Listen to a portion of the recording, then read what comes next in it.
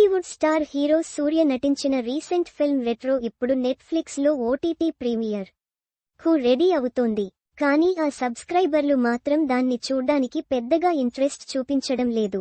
దానికి కారణం రెట్రో థియేటర్లలో డిజాస్టర్గా నిలవడమే.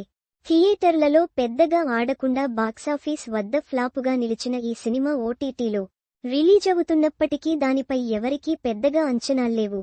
దీనికి కొన్నాళ్ల ముందు నెట్ఫ్లిక్స్ సల్మాన్ ఖాన్ సికందర్ సినిమాను కూడా తన ప్లాట్ఫామ్లో రిలీజ్ చేసింది. మురుగ్దాస్ దర్శకత్వంలో వచ్చిన ఈ సినిమా కూడా బాక్సాఫీస్ వద్ద ఫ్లాపుగానే నిలిచింది. ఓటీటీలో కూడా సికందర్ ఫ్లాపుగానే మిగిలింది. అయితే ఇప్పుడు సబ్స్క్రైబర్ల నుంచి నెట్ఫ్లిక్స్ కు ఓ ప్రశ్న ఎదుర్కొంది.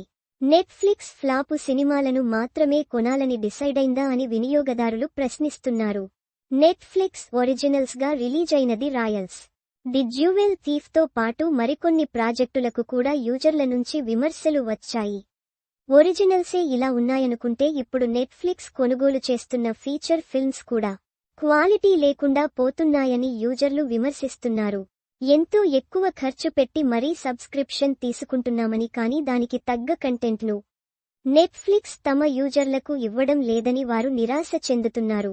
యూజర్లు నెట్ఫ్లిక్స్ లోని సికందర్ను ట్రోల్ చేయడంతో పాటు ఇలానే చేస్తే ఇండియన్ ఓటీటీలో నెట్ఫ్లిక్స్ స్థాయి పడిపోతుందని, ఫ్లాపు, యావరేజ్ సినిమాలను కొంటూ నెట్ఫ్లిక్స్ తన స్థాయిని అదే తగ్గించుకుంటుందని, దీన్నుంచి బయట పడాలంటే నెట్ఫ్లిక్స్ ఎక్స్ట్రాఆర్డినరీ కంటెంట్తో ఆడియన్స్ ముందుకు రావాలి.